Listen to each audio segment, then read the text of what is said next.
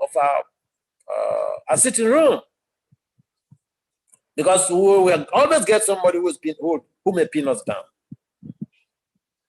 So with the soul as delineated in the Bhagavad Gita, and then the characteristics of the soul is also given as, consciousness.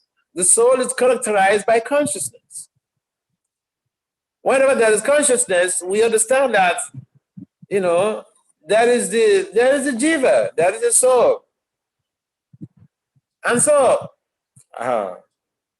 just a combination of elements, material elements alone does not provide consciousness. If that was the case, scientists would have developed, would have created human beings long time ago. But no. Chemicals, good example Papa gives in the purport is that if you have a bunch of chemicals, what does that mean?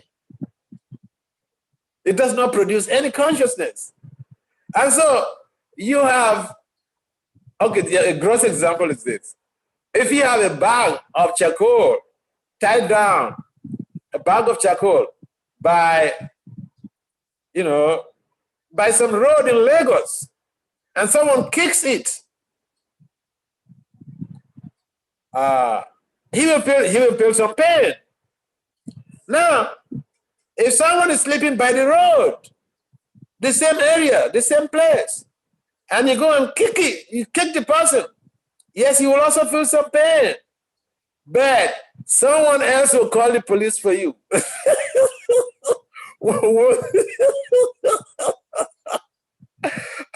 When you kick the bag of charcoal, nobody does anything. Nobody cares.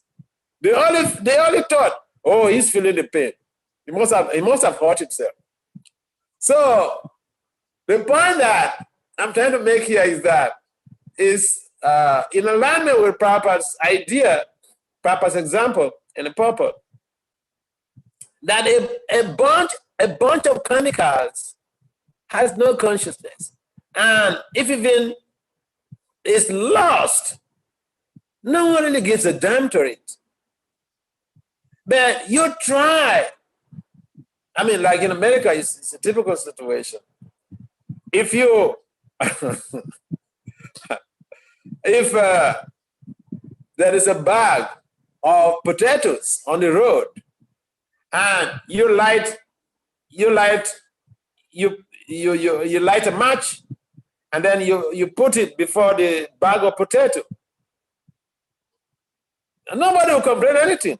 But light a match before, and then put it in the face before someone in his face. Immediately they call the police.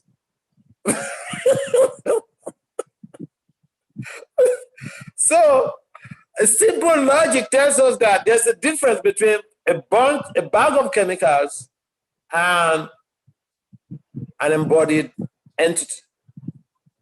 An embodied entity is protected by the government. A bag of chemicals, who cares?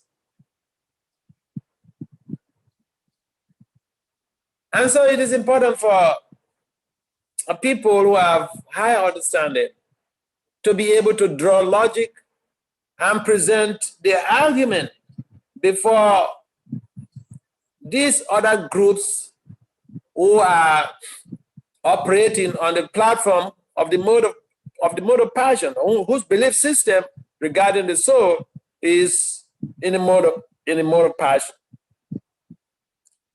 And so when we have something very high, it should be preserved by all means.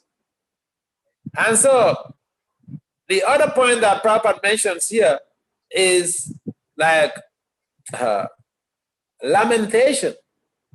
It's alluding to the fact that if Arjuna even thinks that the soul is born and dies, still he has no need to lament. This is like, really taking someone to, pushing someone to the wall. pushing Arjuna to the wall. All right, if this is your idea, still you have no reason to do this. If that is your idea, still, boy, you don't have any reason to do this. Anywhere you go, Krishna boxes Arjuna in. He said, still you don't have any reason to do it. So, philosophy is so sweet that in modern, in the 21st century, we hate philosophy. I say we hate because philosophy does not necessarily produce money. If you doubt what I'm saying, you could go to any university, to the admissions office, and check on their records. How many students register for philosophy that academic year? And then you check, the faculty, the disciplines like, business studies and all this type of things. You see that philosophy, people don't really go so much for it. Because philosophy requires so much of deep thinking, cogitation, to be able to generate ideas that other people will have to be able to, buy those ideas and share their zeals with you. So to be creative, creativity is not something that everyone is gifted with. In most cases, we'll find that it is very easy to repeat something that someone has said verbatim. It's so easy. I mean, like you pick the guitar,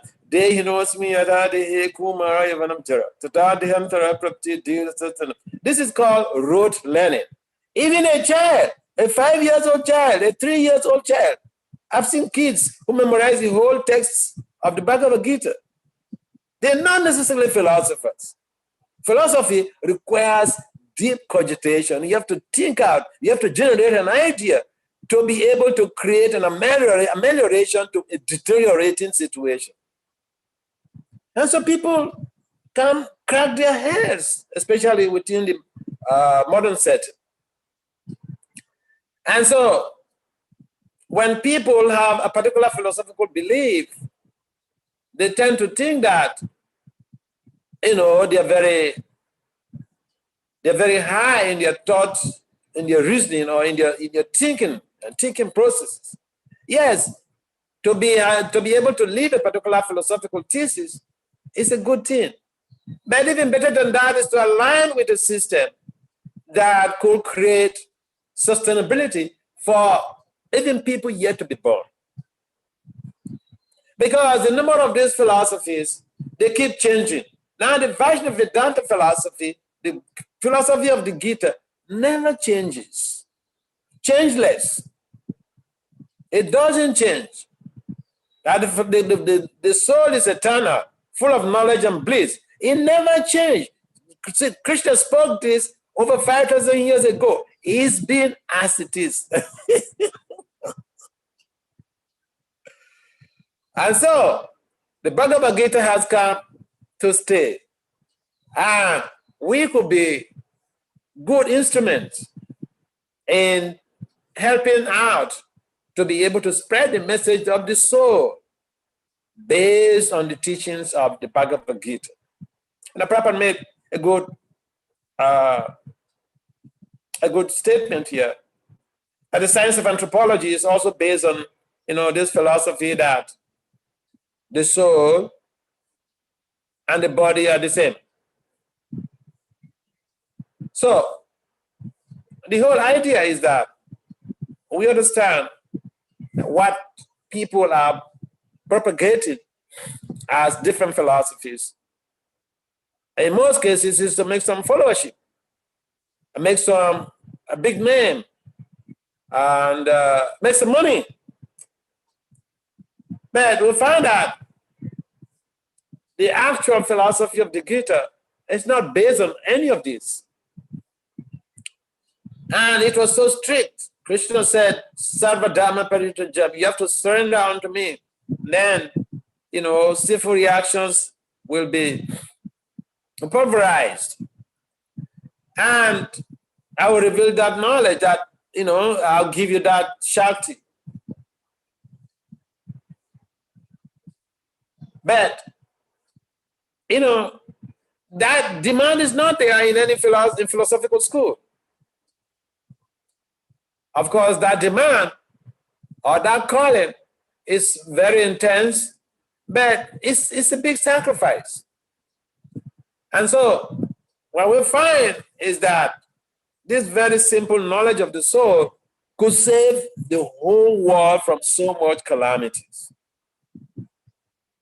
Now, there's some Russian scholars who have invited me for their conference. They're actually devoted scholars. And so they wanted me to make some proposal to the forthcoming conference in April, I think in about 6 days from now, on the 17th and 18th. So I make some 2 proposals, and one of them is on understanding embryology in promoting peace leadership. And what does embryology mean? You see, this is where scholarship is people look at scholarship like, oh, they're weird guys. But it's the same thing. A scholar will go and pick up a dress that is thrown in the garbage. He picks it up. He goes to launder it in the laundry machine, and then irons it, and then he puts it package it, and then he put it, and then it shines so much, and then you say, oh, this is amazing. This is just such a nice new dress. It's not a new dress, boy. It's just a packaging system. So here, I mentioned I'm presenting something raw like abortion, but here look at how I'm putting it. I said understanding embryology in promoting peace leadership. Now, Prabhupada mentioned that one of the reactions to abortion is that it creates, future reactions in the form of disturbances. And as Prabhupada mentioned, how the people who have been aborted now, they are, in most cases, serial meat eaters. So they kill so many cows. And then, they have to go through all of this type of horrible situation. But then the point that I was trying to make is taking cue from a modern secular system, because in America, for instance, the federal government recognizes that the unborn baby or the fetus or the embryo is a living being. In some states, some of the states, because in America, the federal government has its own laws, and then the state governments have their own laws. And so some states, they don't recognize that. But the important point is that I made a reference to the federal government of America, that this American federal government has recognized that the fetus or the embryo is belongs to the Homo sapiens. And so when we unnecessarily exterminate the embryo, that becomes a burden of proof on the performer of that action. And then we get reactions. And one of the things that I was mentioning is that these cumulative abortions or cumulative extermination of embryos, it generates a recurrent wave of negative polarity, which actually creates some types of disturbances in society in the forms of violence. And so if we understand the science of the soul and its application in different facets of life, it could be such a big thing that we could use this simple Bhagavad Gita philosophy to convince people who are hitherto not religious. And so the whole idea about the sufferings in the material world is due to the fact that people relegate the science of the soul to the background. And so people commit they're killing the embryos in the womb. They're killing the cows and all these things. And some are claiming that, the cow has no soul. I mean, some time ago, they say women have no soul. So, the principle of the existence of the soul being different from the body is a constant. And we can't deny that fact. There are scientific proofs in psychology. There are proofs to the fact that, some psychologists have proven beyond reasonable doubt the concept that people could be regressed, and then, they go back to their past lives, and then they verify that, and then they find out that this is true. So that's why I mentioned at the beginning that a belief system must be backed up by scientific values to be valued. So the science of the soul taught in the Bhagavad Gita, chapter 2 especially, is valid because it has been proven beyond reasonable doubt scientifically too. So it's already 4:15, and I want to see if there are some questions, some comments to this effect. Yes. Thank you very much, Maharaj, for this wonderful scientific-based lecture. You're welcome. Thank you very much. So we'll request the votees to raise their hand through this platform if they have any question. But before that, Maharaj, I have a question. Okay. Yeah. In the course of your lecture, you did mention something like applying the teachings of Bhagavad Gita in a more academic way to make the world at large solve most of the seemingly problems that the world is facing. Sure. And I've seen that in our ISKCON movement, the approach to preaching, Srila Prabhupada, when he started the movement, Prabhupada was simultaneously doing something unique. Prabhupada would simultaneously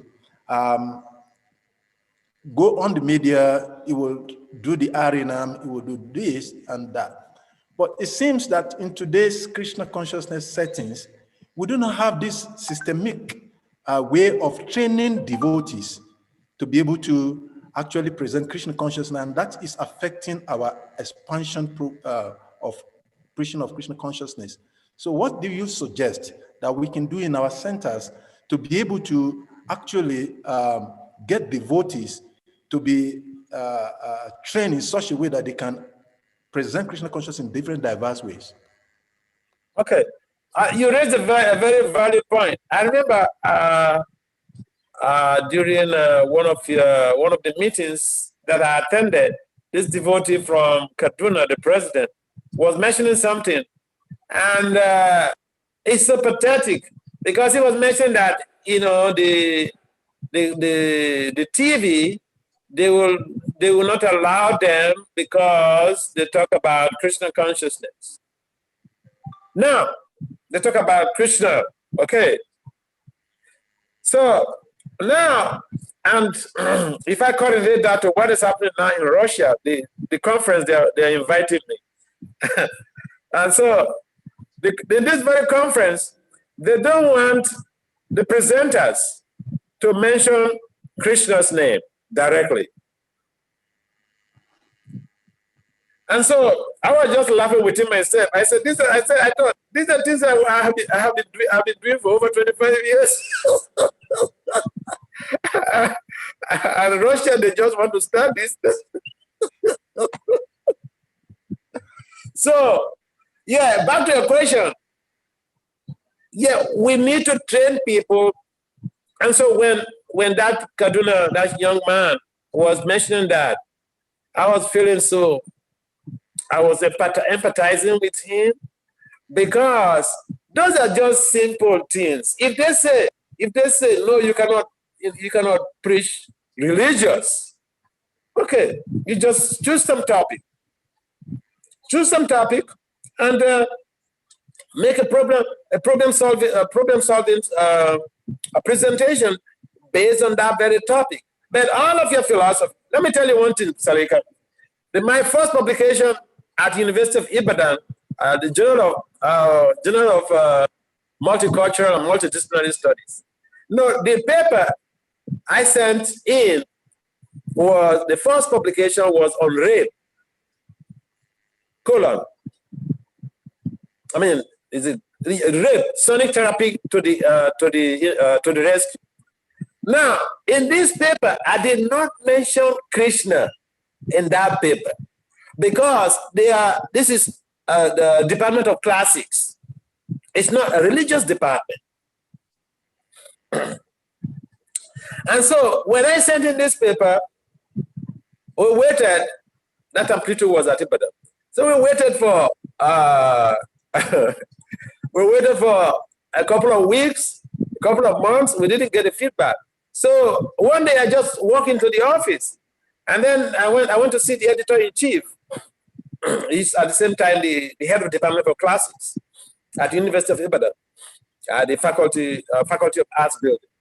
And so I went into the office and then immediately I announced my presence. This professor, he said, "Oh, you are the Hare Krishna guy. You are the Hare Krishna. We have published your work. We have published your work." I said, "Excuse me, sir. I didn't mention anything about Krishna there."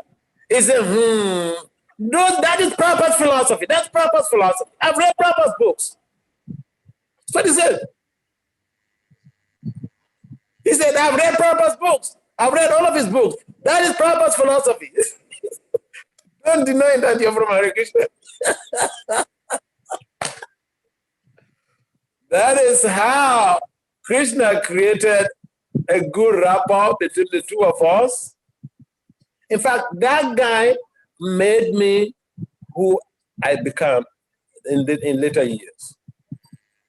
It's true, his assistants. You know what? When he saw my prolific nature of writing, he told me he will not go to press for that his major journal until I bring my paper. So he made me have to be, writing all the time. And I took it as Krishna's mercy. So my point is that the TV people saying that they don't want religious stuff. Why? They are afraid of Islam. The government, most people there, they're Muslims. So they don't want another religion to come and compete. But because the TV house, they still want them to present something. They could present something purely philosophical, but addressing complex issues there. Just like, resolving religious crisis for sustainable democracy, for instance. And I've written a number of papers regarding all these type of things that do not discuss directly about religion. I remember seeing in Florida, I had one devotee, one of my friends. He said, "Oh, Maharaj, why don't you write something about HIV and AIDS?" I said, "What? HIV and AIDS?" I said, "That is something I've done over 20 years ago." I gave him the link to the publication on the internet. He was shocked. I said, "You think I started this business today, a business of writing today." We are adopting, in most cases, and not only in Nigeria there, we are adopting in most cases. Read Prabhupada's purpose. Even in the Gita, in the Bhagavatam, Prabhupada uses his purpose to address social, political, economic issues. Read it, look at it. And so, because he is problem-solving oriented Acharya, and until we get to that level, we may view the preaching as a very difficult thing. But preaching is not a difficult thing. So people ask me to come to some place to answer your question, set up a system where you will have specialists to train people who have to preach in that direction. Yeah, you said if you really want to do that, set up or use one of your temples as a breeding ground, a teaching ground for that, so that you don't have to say, well, the TV people, they're not allowing us to come and chant Hare Krishna. And so is inexperienced. Look, Bhakti Swami Maharaj, he was in Lagos one time, and most of the forums he preaches, they are not religious forums. Talking to some chiefs, political scientists, or I mean different people,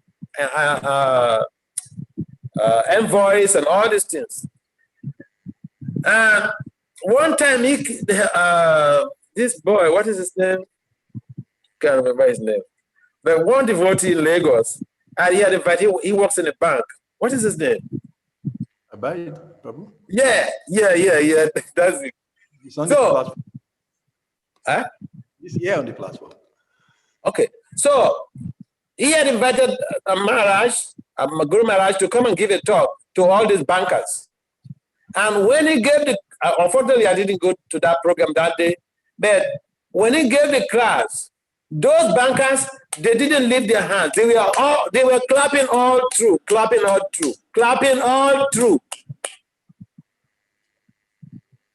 He was not telling them, they knows me. He was talking, learning, in teaching. See, I'm a professional. My master's is in philosophy and education. And in teaching, we have what is called the known and the unknown. For you to engage somebody who is not a religious-minded person, you have to understand his background. You have to know what he knows and start a discussion with him. That is what Gurudev does. Start a discussion with him before you start chipping in some points, very subtly. Because you started with something that he knows, when you're bringing in, when you're sneaking in your philosophical thesis, he will just be thinking, oh, this is a bright idea. Oh, this is a wonderful idea. Oh, this is amazing. So, my point is that set up a system where you will get your preachers trained. There are very potential preachers there, and you can train them in the way that you want. Just like you train Bhaktas in the Guru Das for training Bhaktas at B.Gita, you can train people who will go and talk anywhere in the language of the community, a language of the audience. So, I mean, I appreciate your concern. How I wish a number of your leaders will have this type of concern, because if we are thinking about the future, or even people yet to be born, because, see, it's not everywhere you go that you find religious people. And when you have the skills, people will come after you. I remember one year, I was in Mayapur, and then one gentleman, two of them, they came to meet me. They're from Gita Govinda's original country, Guyana. So they came to meet me, and I've heard about the preaching in that place. They preach mostly to Indians. And so I was not interested in going to those type of places. So they came to meet me in Mayapur, soliciting that I should come to their country. So I said, what type of preaching you're doing there? I said, I'm not interested in coming to eat a prasadam. I'm from America. I have something to eat all the time. So we're discussing, and it is strange for people to meet a sannyasi, ask them to come to their country, and it bluffs them like that. So two ladies were by the corner, they were laughing. So later I got to understand that those two ladies, they were the wives of those two gentlemen who met me. Why were they laughing? They were laughing because they thought, oh, here this guy is bluffing them, because they're begging him to come, but he said, no, he's not going to come. Then I gave them a condition. I said, you want me to come? I said, you want me to come? Arrange for me to meet the president of your country, the prime minister, the minister for agriculture, and the police minister. I gave them so many conditions. Then when I left my airport, I went to Africa. And then one lady, I used to stay in her house in New York, she called me on the phone. She said I should come back to the US. She wants me to go to Guyana with her and some other devotees. Because she and her husband and her children, they're my friends. So I didn't want to turn them down. So I came. But it's the same country that they were asking me to go. But you know what? They have gone ahead to arrange to meet all the demands I made. I went to that country. One day, I had 6 TV programs. TV programs, one day. It's a small country. Google Guyana, the population. It's a small island. We met with the president of the country. And you know what? When we met with the president of the country, he told me, I've been watching you on TV. Because, all of Bhakti Swami Maharaj's books and Prabhupada's books. He was so excited. And so my point is that if you have the skills, you can go anywhere. You can preach anywhere. See, again, what brought me to America? It wasn't religious scholars. It was political scientists who invited me to their conferences. So, the point is that we have the skills there, but sometimes we can abuse it. And sometimes, I remember somebody else was mentioning something to the fact that, Bhakti Swami goes to places and he preaches to, heads of state and, leaders. Why don't some of your leaders doing the same? You may think that is a challenge, or someone is challenging you. But you see, these young people, they have seen it, and you don't do it, they will tell it on your nose one day. It doesn't matter who you are. So we should improve on how to be able to leave a legacy behind. Others have left a legacy behind. Bhakti Swami Maharaj left a legacy behind. How many of us are towing along with that? So yeah, you have a good concern.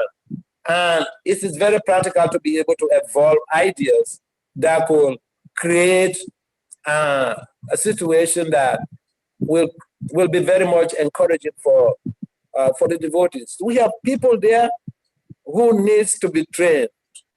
You put them in positions, but you don't train them. And so they have opportunities, but they don't know what to do. So they tell them, no, we don't want religious stuff. And then they are disappointed, they set back. For someone to say, yes, we like it to come, but we don't want religious stuff. Oh, very good. So anyway, I don't want to take the whole of your time. The point is that you need to come together and create an understanding and awareness that you need to improve there. There are so many assets. So many assets. See, when I was in Nigeria, one time I went to Enugu. I put on a dhoti, a tilak, brahmachari, young man. I met someone who's supposed to be like my grandfather, the head of department. And at that time, I already have 25 publications in peer-reviewed journals in Nigeria. Most of you didn't even know it. So I went there, and then the guy looked at me, up, down, and he told me, we don't do this here. He said, we don't do this here. You don't know what, you dress like this and you come here? No, we don't do this here. Then I told him, that, excuse me, sir, but I have 25 publications in peer-reviewed journals. And he told me, can I see some of those publications? The next day, I brought 2 publications from University of Ibadan. And he flipped through. And then he asked me, excuse me, sir, when are you coming to make a presentation? The person who snubbed me. So that this, just try to understand, you have so much of potentials in Nigeria. You are not tapping the potentials. So you try.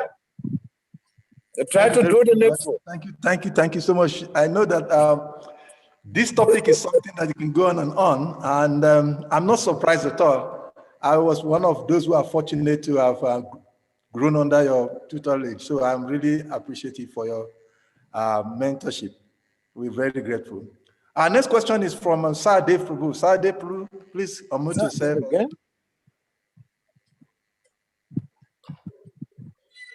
Hare Krishna Maharaj. Yeah, Saha. Hare Krishna. Bolo. Good to see you, Maharaj. You're still in India? Yeah, I'm in Mayapur right now. Oh, okay, Hare Krishna. When are you coming back to the States? If you send me a ticket, I'll come. Oh, really? Okay. Okay. I'll call you after the class then. We'll see. What's your question? I have two questions. One is kind of very simple because it follows up with Salika Prabhu's question. Another one is a bit complex, and because of the time, I do not know which one to ask first. Ask your question. Ask whichever you want to ask first. Okay. My question then is, especially we have this forum. The world as it is today is a bit different from the world of yesterday. In other words, we didn't have lots of social media preachings in the past as we do today. So like we have this forum where so many different speakers come to speak. And somebody like you, when you speak, you encourage devotees to expand their knowledge, not just restricting it to our particular books alone. Whereas when we have other speakers, for example, they will encourage us, what is the need of reading any book? If you have Srimad Bhagavatam, you have Srimad Bhagavatam, what book do you need else? You don't need any other book. So in this way, devotees listening to this elevated speaker speaking this way thinks that, what is the need for me to read any other book? So my question is, how do you advise us as to how we can listen to various speakers, but also not be so parochial, not limiting ourselves to just one aspect of something? That's my first question. All right, let me address that. Thank you.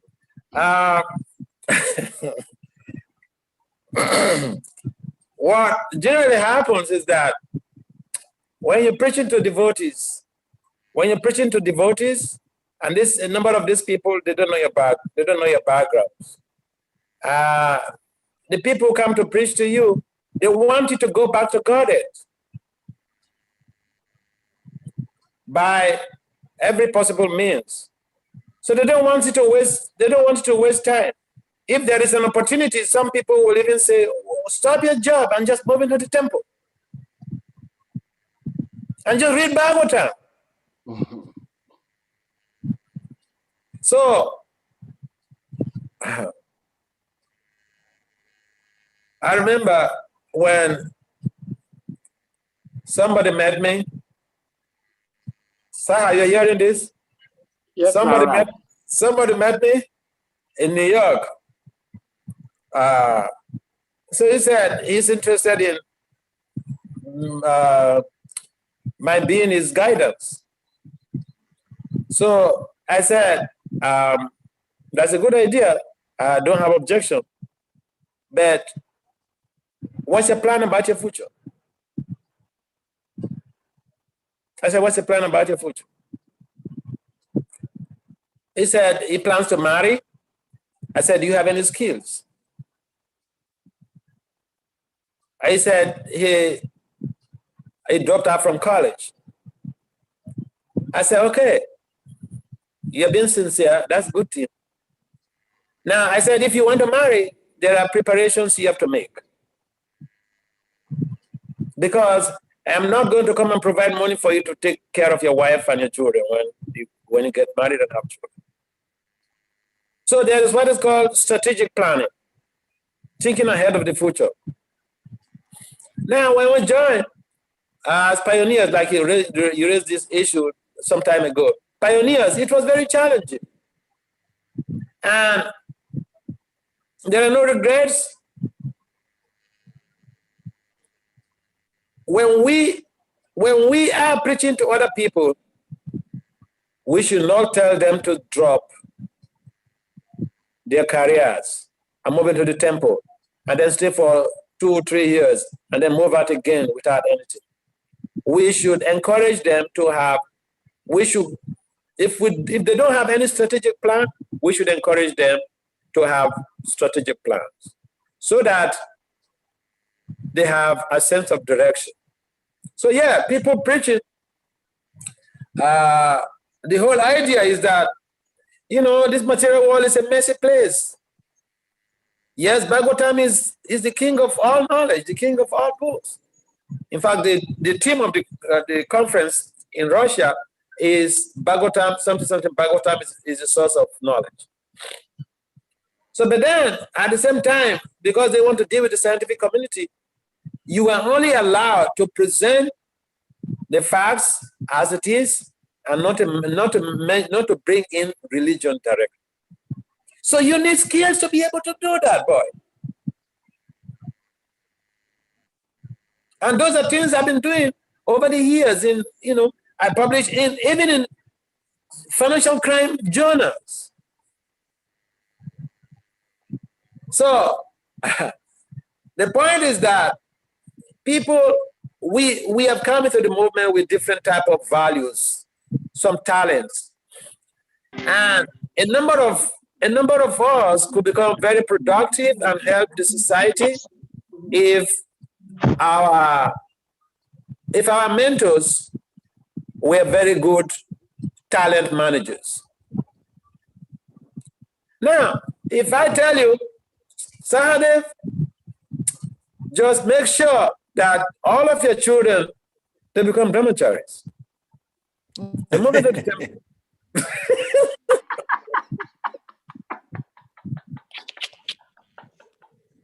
that's not a practical strategy. That's not a practical preaching. Okay. But if I tell you, that would be a bomb. That would be an atomic bomb. but if I tell you, sir, you make sure that you encourage your children to read Bhagavad Gita every day, at least if even it's one line, that is pragmatic. So the bottom line is that we should, in America they say grow up. We should grow up.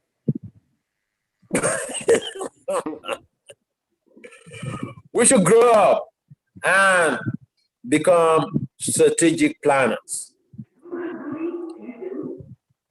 Because it is so important that we integrate our spiritual values with our professional values. So ISKCON wants to see a situation where we can be proud of all of you. And we want to see a situation where those devotees in our community, they become like a good example for other people who are coming. And they become a source of inspiration and motivation for other people who are coming. And so to have people as pioneers is a very challenging thing. They made all types of sacrifices. But we should not assume the position of Prabhupada. Prabhupada told Rida Ananda wanted to give up his education in Berkeley. But Prabhupada said, no, you cannot give it up. We will use this. That was Prabhupada. He said, we will use this. Another person he met, a big Krishna Maharaj, he asked him to stop. Another person he met, he asked him to stop his education. And so, the point is, let's be pragmatic. Pragmatism implies being practical about not usurping the position of someone that is having three-color gear, seeing present, past, and future. And so we can only try to be pragmatic and train our children in such a way that it might be difficult to integrate Krishna consciousness and secular training in our children.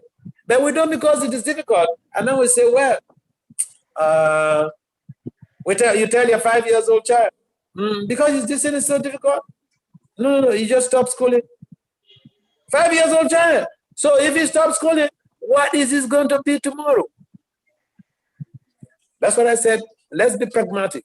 So let's be open. Let's hear the preachers who are coming to us. Let's take advantage and hear their messages. They're sharing a lot of wisdom with us.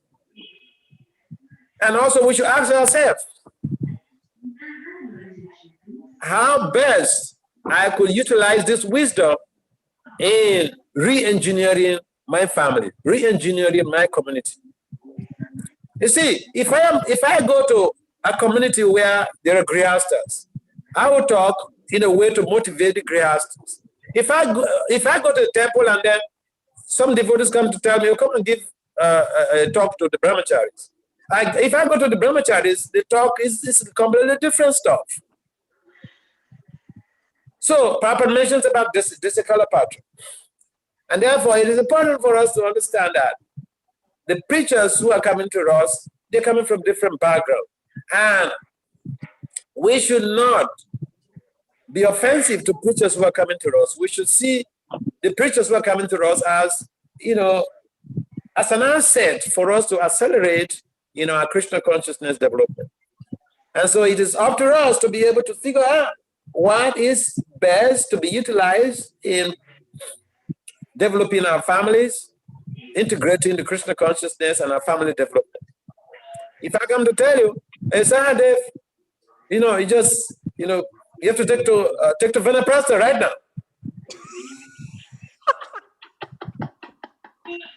Because you're wasting time. We have only one lifetime.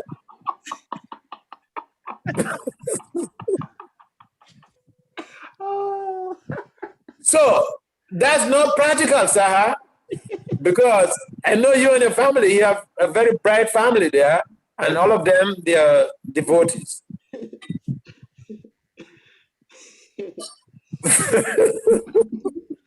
Thank you very much, Maharaj. Thank you so much for this wonderful sharing of realizations. And I think we need more of this kind of a class, and so that devotees can get enthused. Maharaj, I know that you have so many other engagements, but definitely, I tell you, I have many other engagements. But the problem with your forum is that each time I come to this forum, you don't want to let me go. Because we are hungry for such information that you give, Maharaj. Please just give us. I have 2 more hands, and then maybe after that we'll okay.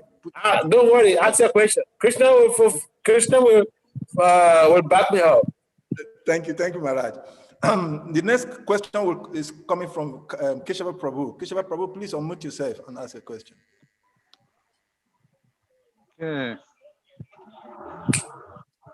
Okay, Hare Krishna Maharaj, my obeisances, all glories to Prabhupada. Can you hear me okay? Yeah, I'm hearing you. Okay, Maharaj, sorry, I was in a rickshaw. Wait a minute. Are you in your room? No, I'm outside. I'm outside in Delhi. Because I'm seeing you with a mask, so that's why I was wondering. All right, ask your question. That's called my beauty enhancement program. Yes. I was in a bouncing rickshaw, so I missed out, unfortunately, on a lot of the class. But I did hear a comment made by Salika Prabhu about how we can expand preaching around West Africa and make it more appealing to the mass of people.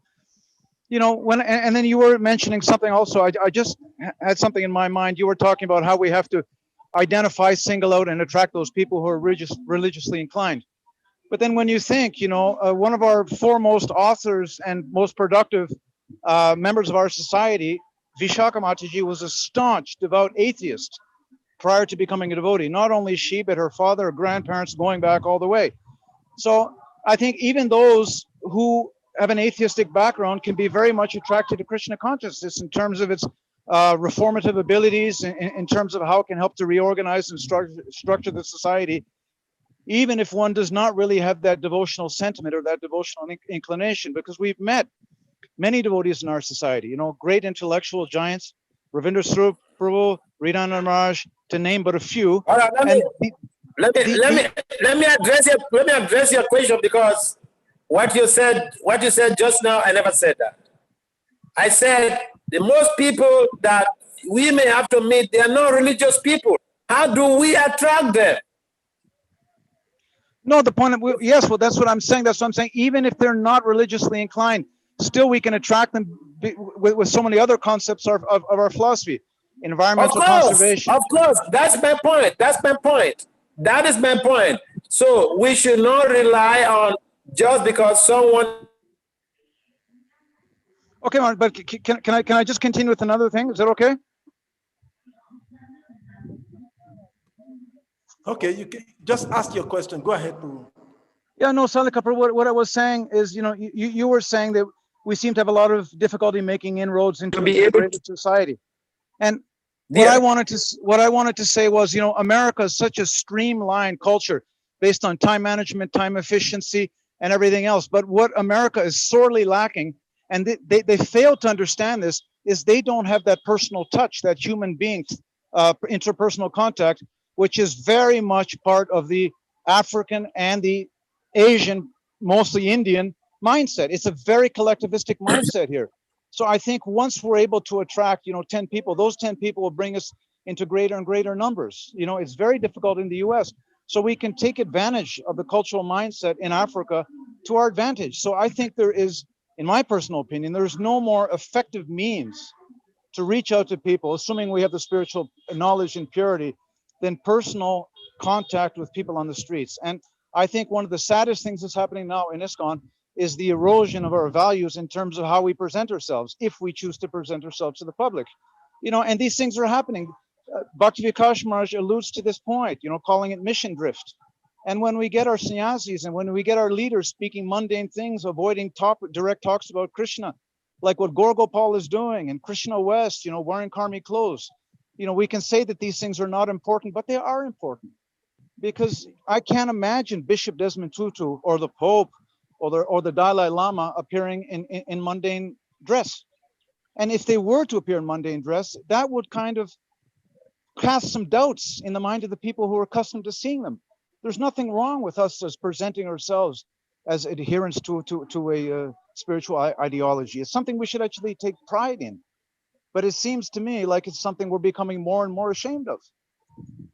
That's just my... Okay. Thank you, Keshav. Now, to address your last point, of course, that is, I'm not a GBC. It's not within my jurisdiction. But when you talk about preaching, Prabhupada always use this word Desakalapatra. Now, even when Prabhupada was on the planet, there were people who were going to the airport. My Guru Maharaj would wear, you know, bears and afro hair to go for book distribution at the airport. So even when Prabhupada was on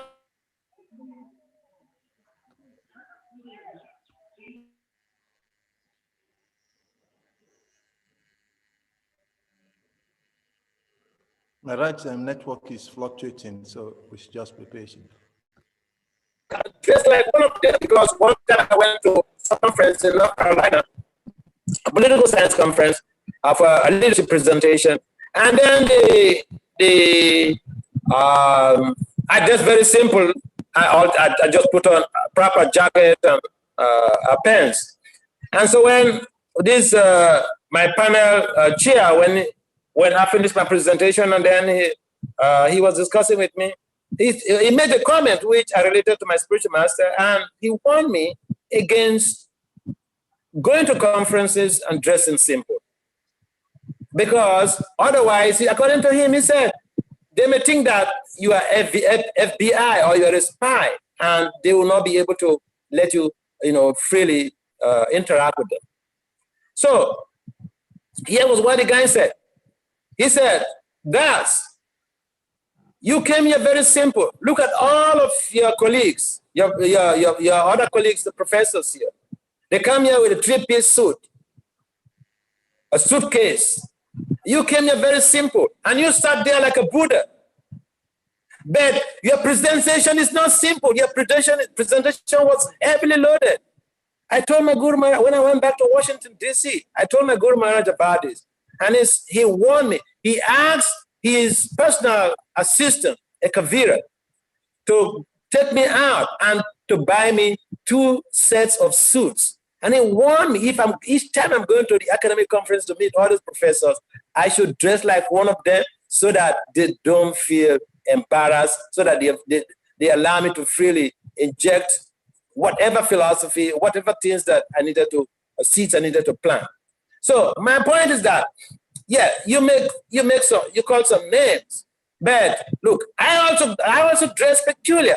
I dress in suit when I'm going to academic conferences. This was a special instruction given to me by my spiritual master. Now, if someone is doing something, what is your authority? If that is what your spiritual master has ordered them to do, let it be. The point is, how are we planting the seeds? And I mentioned also that it's not everybody who is on this planet, of the 7 billion people on the planet, it's not everybody that is religious. There are people who are completely not religious. The approach to such people, we should also devise some strategies towards that. And so we have different, we are in the same organization, we have different commissions, we have different commissions on the planet. And so our spiritual masters who have the foresight, they have that program that projected in the future, and then to be able to, train us in that way. So we can't generalize. We can't say, you call it someone, I don't know, I can't remember the name of the person you call it.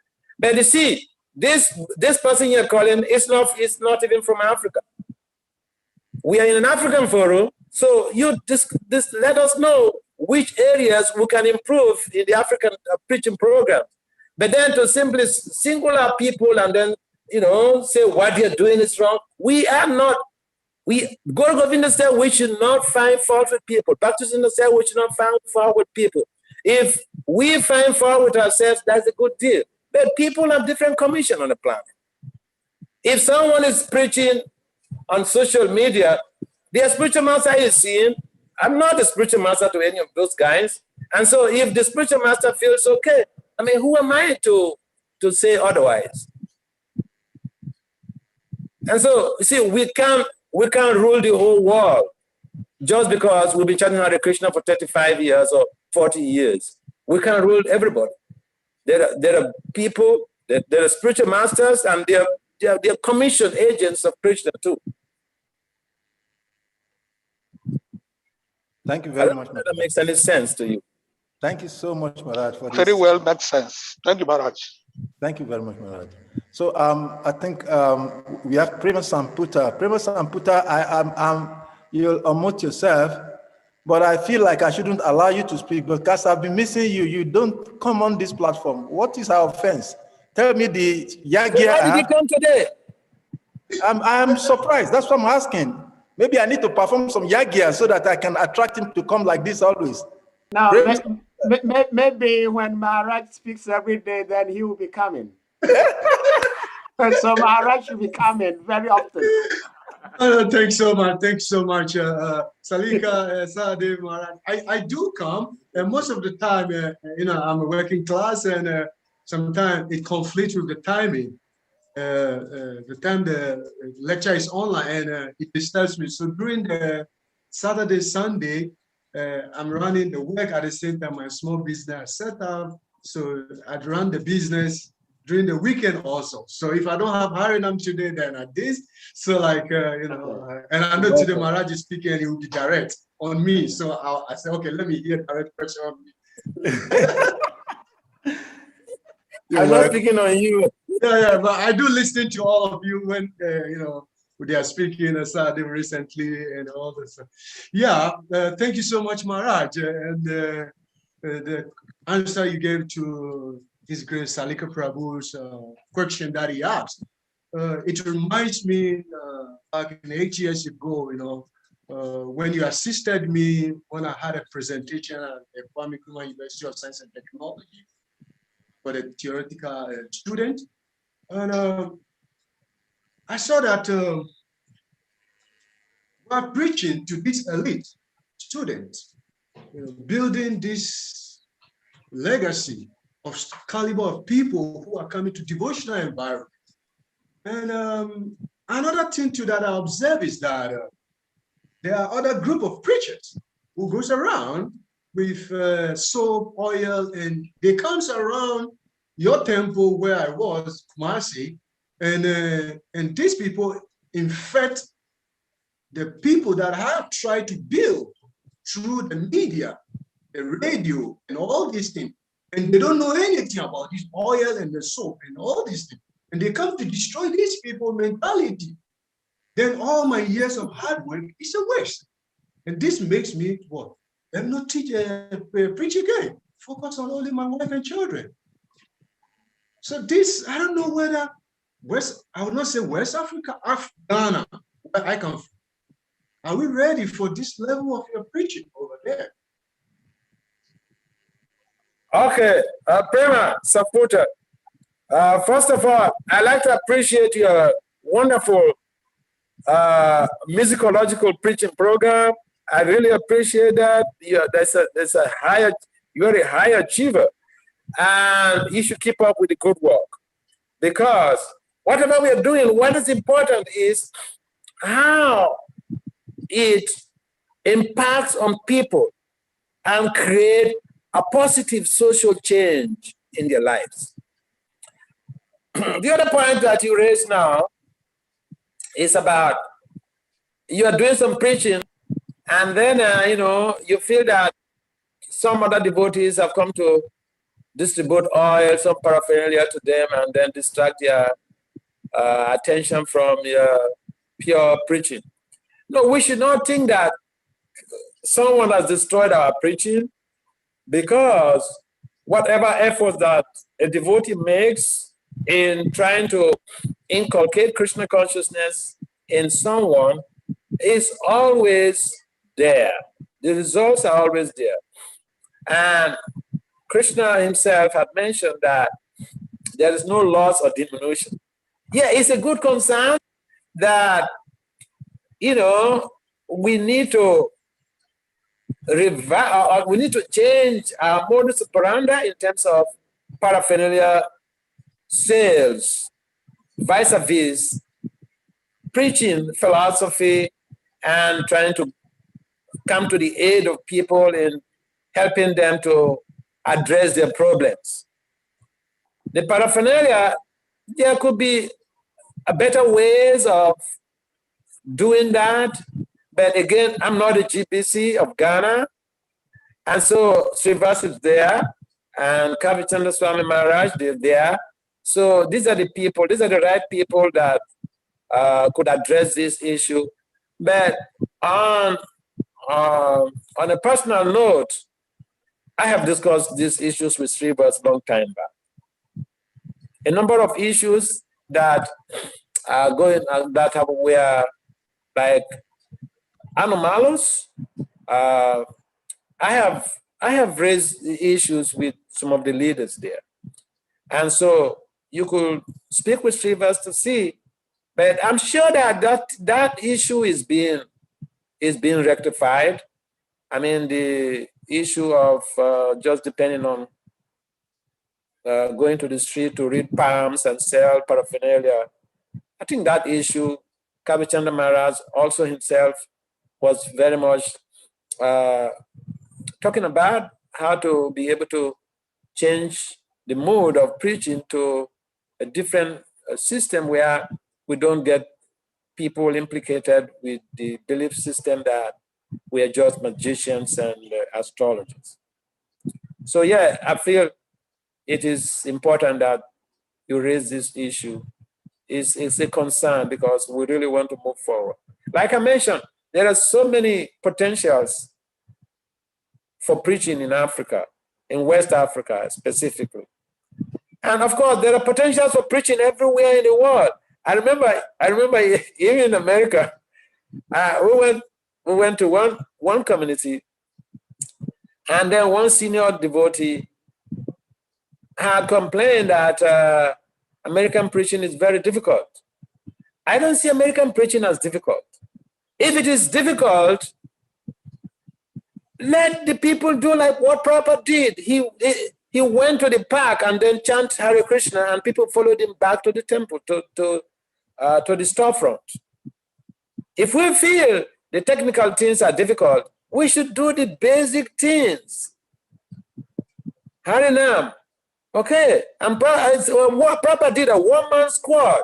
He went to the park by himself. So people could do that. I don't see the reason why we should complain, because we are not tapping the resources nicely. We are not utilizing our potentials to the fullest. And then we complain that, oh, American preaching is very difficult. African preaching, West African preaching is very difficult. So who is going to rectify the situation? We cry wolf. And so it is important for us to understand, to appreciate what we have, instead of just, crying about the things we don't have. Yes, I know we lack resources, but even money is in Nigeria. Go to this place downtown there, where they have all these skyscrapers. It's money. The thing is that we have not been able to penetrate audience who are having the money to help us. And when we change our gear, we begin to think about how to be able to get the message of Krishna, and that will also come. So it is important that, the paraphernalia thing, like Prema was mentioned in Ghana. I think that Prema issue cross-check with Srivas, that is being rectified, to my understanding. And if it is not, we should try to see that we improve on, better preaching procedures, that we can encourage people to become genuinely involved in a preaching mission. Yeah. Okay, Sarika. Anything else? Salika, you're muted. Yes, Maharaj, I have one more thing to say if you still have a few time. I'm just trying to say something to buttress your point, your answer to Keshava Prabhu, that I recently posted a short, brief video on our WhatsApp platform. It was about Sachinandan Maharaj, who was sharing a memory on Bhakti Maharaj.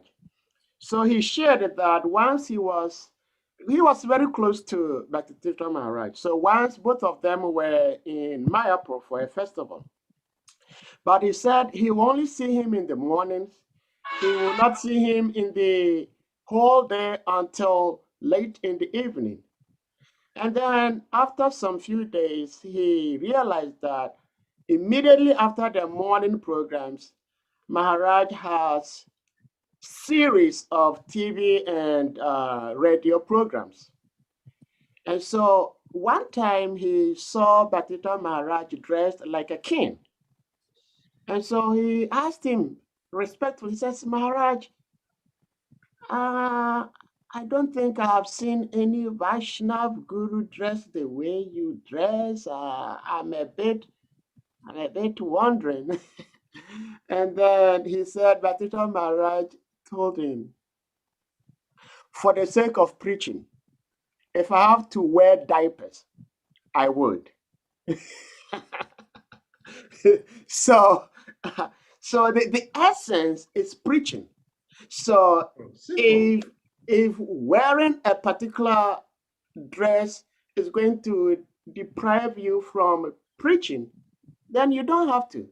And Sri Prabhupada, even though we know that if you mention the name Krishna, it's more beneficial because it's the primary name, but it is not everybody who will be attracted to Krishna. So Srila Prabhupada never said, if nobody says Krishna, that person is doomed. He actually encouraged even musicians who sing different songs if they are glorifying God in their own tradition. It's also acceptable, because sometimes when we become so much attached to our way of doing things and that there is nothing else, nobody else, then we become, like I said earlier on, we become parochial, we become sectarian, that if you don't do as I do, you are doomed. Then how do we make friendship? It's very difficult. Thank you, Sahadev. Thank you. Hare Krishna. Yes, Salika, are we going to adjourn this meeting now or how?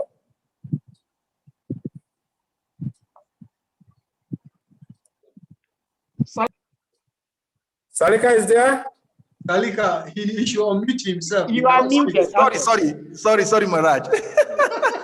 I was talking. I didn't know my voice was muted. Okay. Yes, Maharaj, thank you so much for your time. It's 1 hour 40 minutes. We've been on this.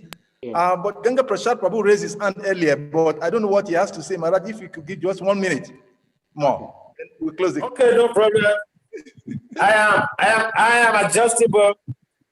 Please, thank you very much, Maharaj. Ganga Prasad Prabhu, please unmute and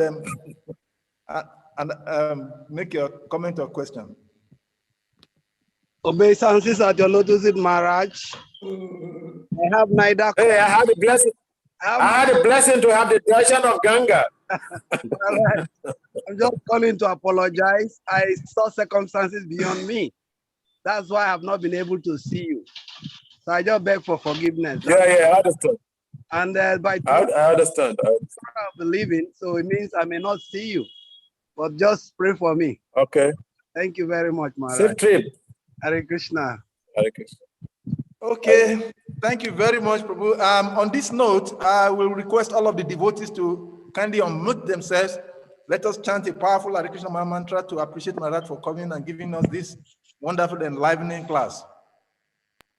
Hare Krishna, Hare Krishna, Krishna Krishna, Hare Hare, Hare Rama, Hare Rama, Rama Rama, Hare Hare. Hare Krishna. Hare Krishna, Hare Hare, Hare Rama. We're grateful. We hope to see you very soon on this platform. Hare Krishna, Maharaj. Thank you so much. Thank you so much, Maharaj. Hare Krishna. Thank you for thanking me. Thank you, Maharaj. Thank you so much. Haribo. Hare Krishna. Thank you, Maharaj.